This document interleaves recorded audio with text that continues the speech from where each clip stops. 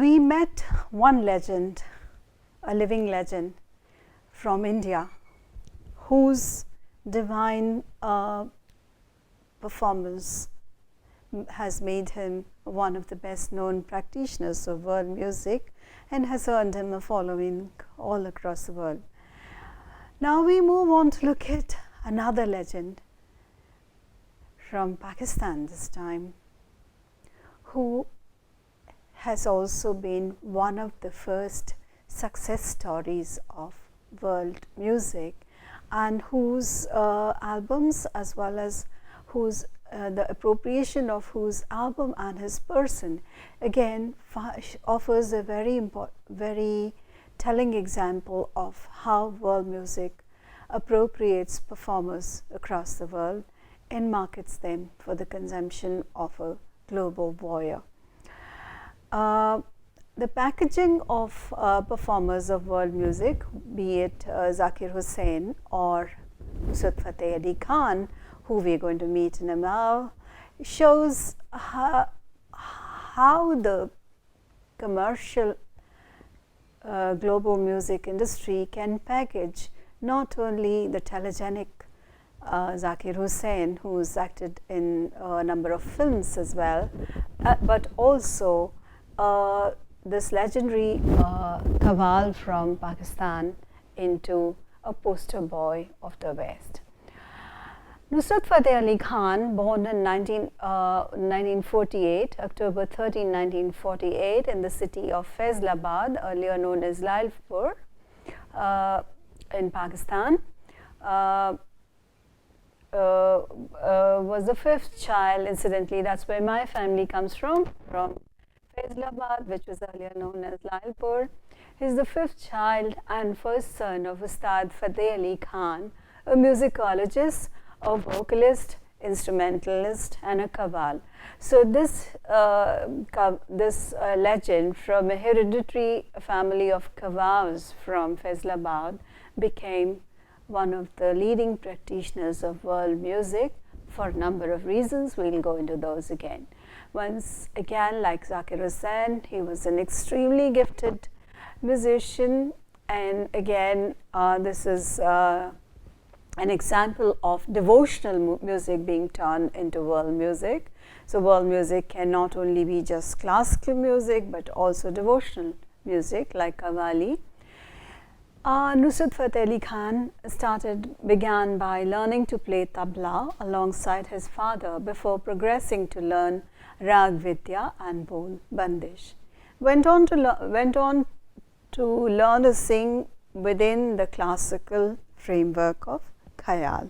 So he was trained in classical music, particularly the framework of Khayal, and was the son of a renowned vocalist and musicologist, but an entire family of Qawwals. His father's death in 1964 cut short his training with his father, and he was forced to complete his training with his paternal uncles, Ustad Mubarak Ali Khan and Ustad Salamat Ali Khan. So let's listen to his first concert after the death of his father to see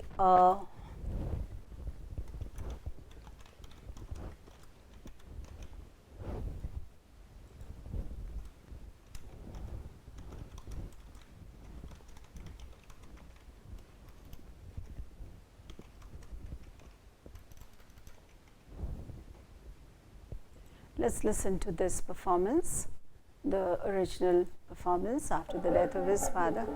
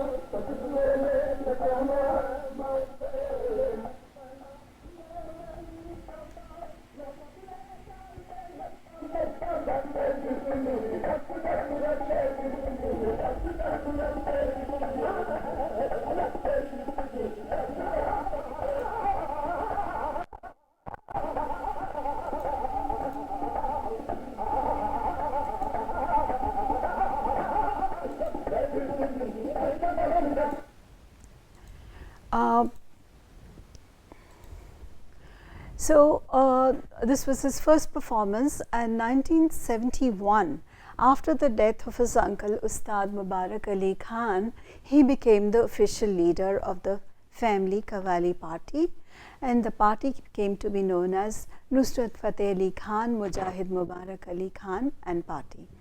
And let's look at the first public performance as a leader of the Qawwali party at a studio recording was broadcast as part of an annual music festival organized by the Radio Pakistan known as Jashn-e-Bahara. Khan sang mainly in Urdu and Punjabi and occasionally in Persian, Brajbhasha and Hindi. This was his first major hit was Haq Ali Ali, which is performed in a traditional style with traditional instrumentation. Let's listen to Haq Ali Ali original performance.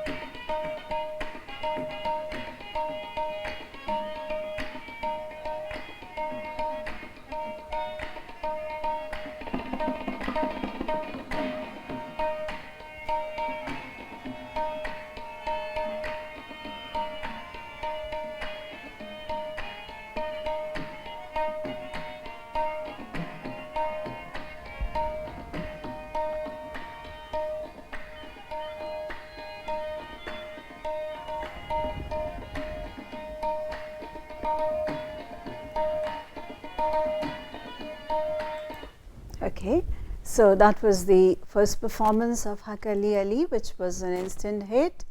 And what did this album do to him? Which he performed in a traditional style with traditional instrument. Now that got him the international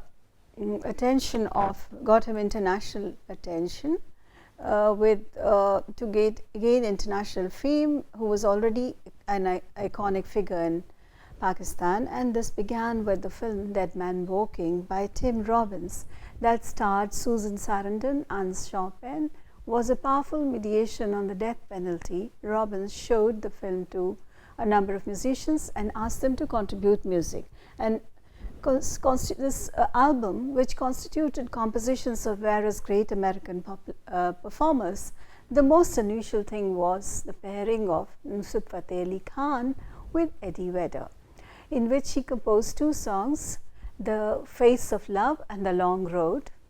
Now, this album reached number 61 on the album charts in 1996 and helped Nusrat Fateh Ali Khan to gain international fame.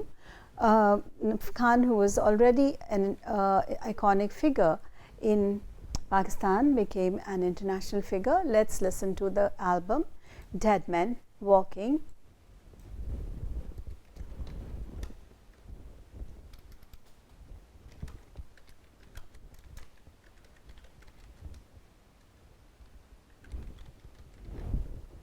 The Face of Love.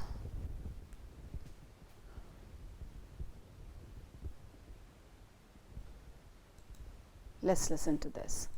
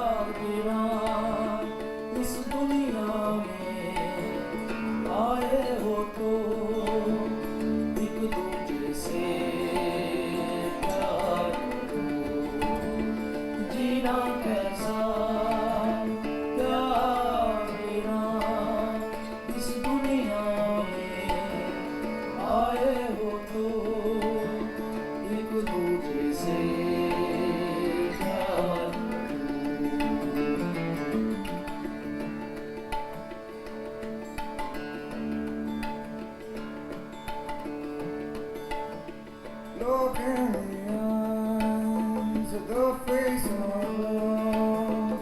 Look in her eyes, more than seas. No, nothing dies within your life. Only 1 hour of this pure love to last a life of 30 years. Only 1 hour, so come and go. Jiva Kasa, this is the So that was the Face of Love from Dead Man Walking, which transformed him into an international celebrity. And now, what is the major contribution of Khan, Nusrat Fateh Ali Khan? The major contribution is the transformation of Qawwali, which was devotional music meant to be performed at Sufi shrines, into a commercial genre. Now, he was the one who single-handedly popularized Qawwali in the West, and while he is widely considered to be the greatest exponent of Qawwali in the latter part of the 20th century. Now, what is Qawwali? Qawwali is a form of devotional music that expresses the mystical Sufi practice of Islam in South Asia, mainly in areas of Afghanistan, Pakistan and India.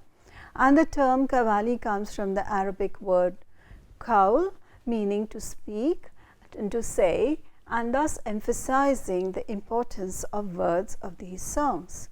The main function of Qawwali is to make the listener understand the words or the message of the songs. Now, if this is so, how does Nusrat Fateh Ali Khan's Qawwali have a resonance with people who cannot understand Urdu or Persian, the words he uses in some of his albums, and how does it become part of world music? So, the first let's look at the original performance context of Qawwali. The typical traditional place of performance is at the shrine of a Muslim saint. Here, sitting on the ground and facing the tomb of the saint, the musicians perform for the saint, his representatives, his devotees and other Sufis. The audience listens intently to the songs, and when one is affected emotionally by its message, he may suddenly raise his arms, stand, or even rise to move about in a kind of spiritual or ecstatic dance. The performance of a Qawwali is typically a group situation, which is very different from a classical music performance, which revolves around one person. And within this group situation, there is one main vocalist or qawwal and a group of supporting vocalists. The audience too is considered a participant in this event. The musical accompaniment is varied. Harmonium, tabla, dholak, sarangi, saringda and rabab are common instruments. Furthermore, a simple clapping of hands is a musical, ubiquitous rhythmic support. Now, what happens? Let's first look at the original context of Qawwali, again by listening to Khan Sahab performing of heaven, performing at the Mazar in the original context of Qawwali, and see how this Qawwali has become decontextualized in the present.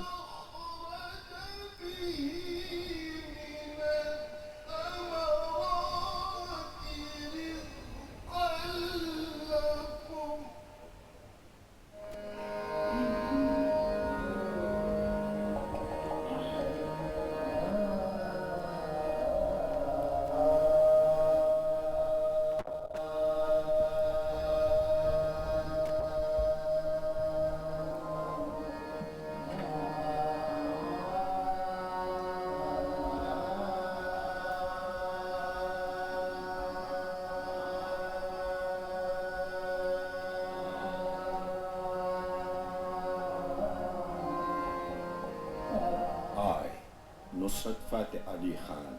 I'm a sinner, a man with heart impure and dark. It is like a mantle that is dotted with spots of stain and dirt. A recital of Allah's name purifies the heart. That's what I do all the time. Recite the word. This is my job, my task, my favorite hobby. I am a fakir, a beggar for Allah, and wander the streets shouting His name. Remember our God in pain, in pleasure. He will wash away the pain. People remember God only when they are in adversity. If they remember Him in good times, they will never have pain and will never experience adversity.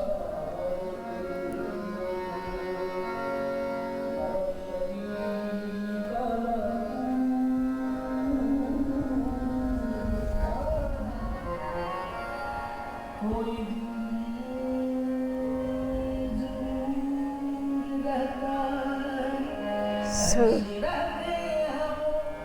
For more than 600 years, Nusrat's ancestors have been praising the beauty of Allah with a style of singing known as Qawwali. Now one man, Nusrat Fateh Ali Khan, with his mesmerizing voice and a divine inspiration, expanded Qawwali's popularity in the Indian subcontinent and brought the mystical music of the Sufis to the international stage, becoming one of the most celebrated superstars of world music.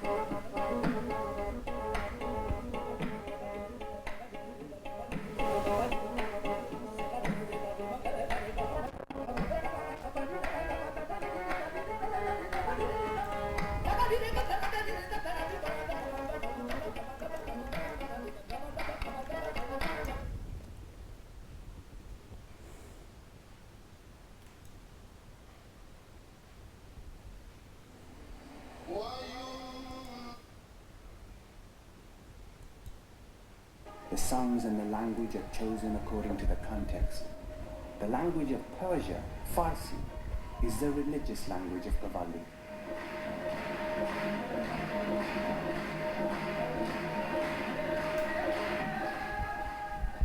These songs have been practiced, recited, and transmitted orally from Afghanistan into India, and more specifically into the Punjab region of what is now northern India and Pakistan.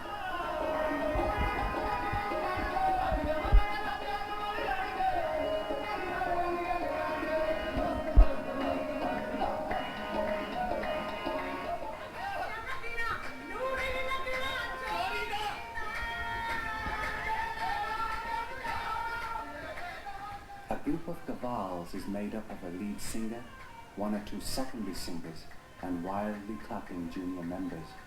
By repeatedly and hypnotically chanting salient phrases, they transport audiences to a spiritual nirvana, a trance-like state that some describe akin to flying. This is an altered state of consciousness of kafayet, where because of the text and the music, you are inspired in a manner which is beyond your normal life. Qawwals have the power of provoking this level of exaltedness.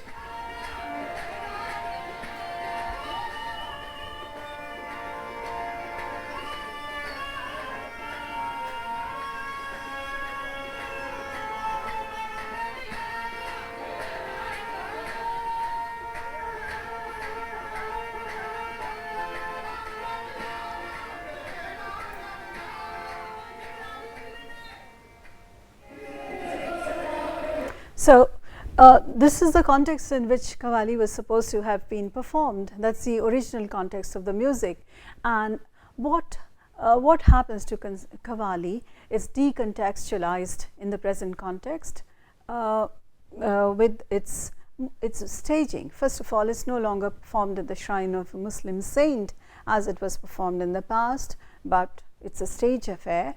It's performed on the stage, and Nusrat Fateh Ali Khan himself was invited to perform in several concerts overseas on stage, and he did not quite mind doing it. So, now what happens to Qawwali in today's culture? Today, Qawwali as a form of spiritual music sung at shrines of Sufi saints has undergone a dramatic transformation.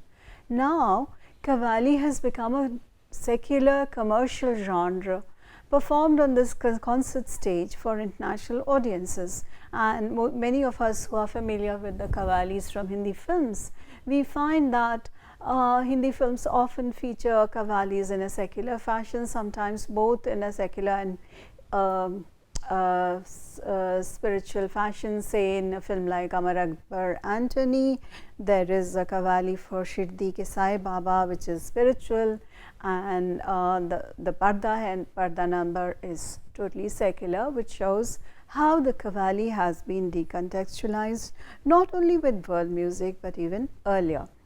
Although the Sabri brothers first introduced Qawwali to American audiences in 1975, this transformation from a ritual function to that of entertainment, from a traditional community context to an international commercial one, is credited largely to one man, the late Nusrat Fateh Ali Khan of Pakistan.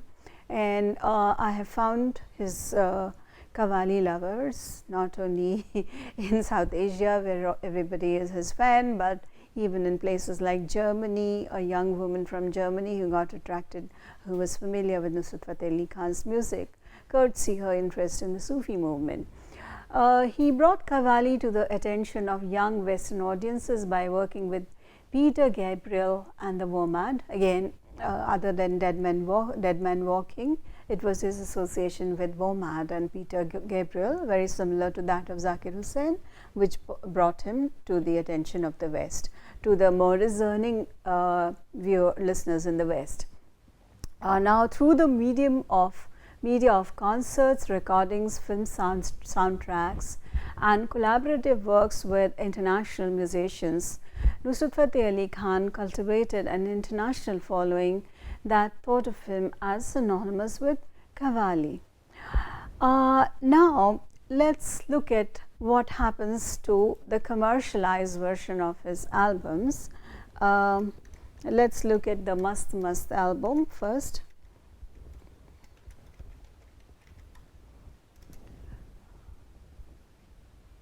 I will look at the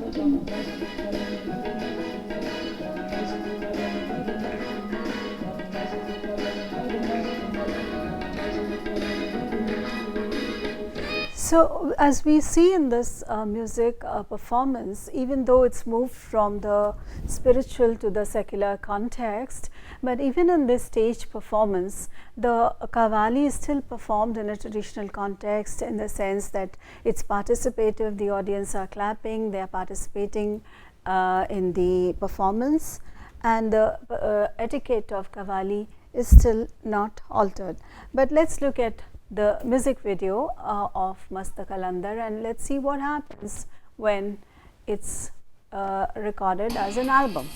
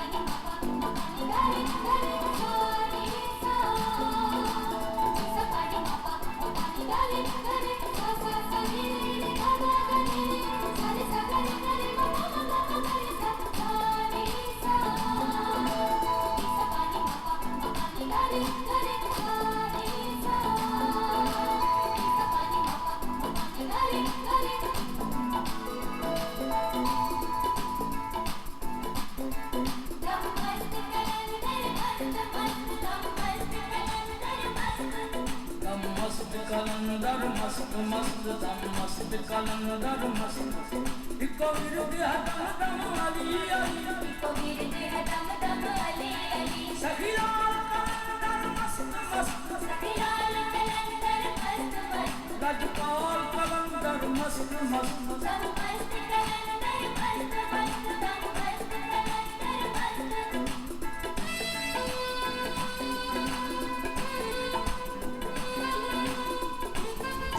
So, this music video is quite exceptional, that it does try to contextualize the Qawwali in its original context by creating this ambience of a village and the performance settings of Qawwali, children playing, and but it's still complicit in the orientalization of non-Western music through aestheticizing the crowds, the streets, the rusticity of the non-West for the consumption of the global buyer. But the more important, the more blatant kind of commercialization and exoticization happens in this album, which is a remix of Nusrat Fateh Ali Khan's song by the Asian DJ, UK-based Asian DJ, Bali Sagu. This is the album, and we have. Okay, let's look at this. So this is an album of original album of Nusrat Fateh Ali Khan, which was remixed with by Bali Sagu. And this is the album, one of the albums which was on top of the charts in UK, made Nusrat Fateh Ali Khan a youth icon in the Indian South Asian diasporas as well as India.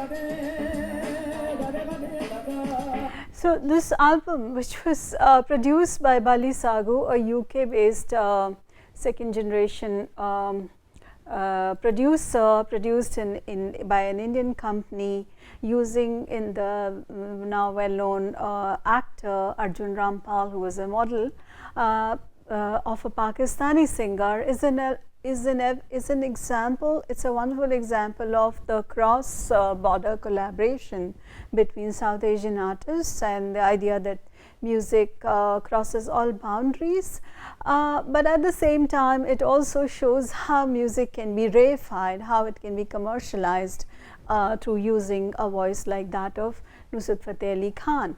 Now, to give him credit and to Zakir Hussain as well, is that despite having allowed their albums to be remixed or having collaborated with international musicians, they have not allowed, they have been very adamant as far as maintaining the purity of their music is concerned, and they still remain, as we saw in the documentary on Fateh Ali Khan, they still continue to perform in their original context, and they have not compromised with the quality of their music.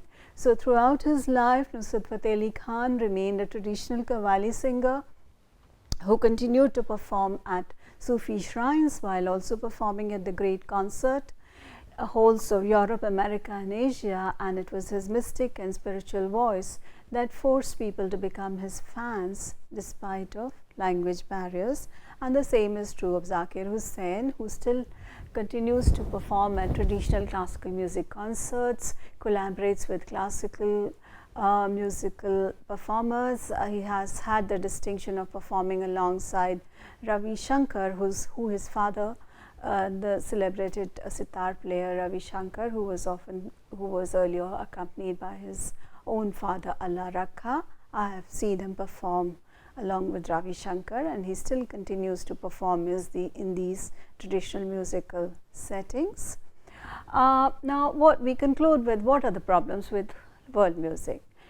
In the words of Timothy Brennan, the problem with world music, despite its noble intentions and despite the efforts it has made, its facilitation of the availability of non-Western music and non-Western musicians in the West, and has made these musicians as well as their musics visible. The problem with world music is, first of all, it lumps together categories that have nothing to do with one another. So, from the Yoruba Ijala to devotional genres like the Yoruba Ijala, to Sufi Qawwali, to the Bengali Baul music, it lumps together so many categories and genres of music that the distinction between these genres, which is very, very important, gets lost. The second problem with this music is that usually it necessitates the travel of music from the non-West to the West, or from other parts of from within the West to the West, that has really no desire to travel. So, the spiritual music of musicians such as Nusrat Fateh Ali Khan or Zakir Hussain's classical music or Baul music has not really needed to travel, but it has been made visible by the lovers of non-Western music in the West under the category of world music, often with the complicity of traditional musicians such as Nusrat Fateh Ali Khan and Zakir Hussain, who, to give them their due, have not really compromised with the quality of their music. And finally, what it does is that this deterritorializes the music and decontextualizes the music and packages it. As we saw, it repackages it, whether it's repackaged as pure music of the non-West, the non-industrial, non-technologized music of the non-West, or it's remixed and repackaged it for commercial purposes. It is done for the pleasures of the global listener, or consumerist pleasures of the global voyeur. Thank you.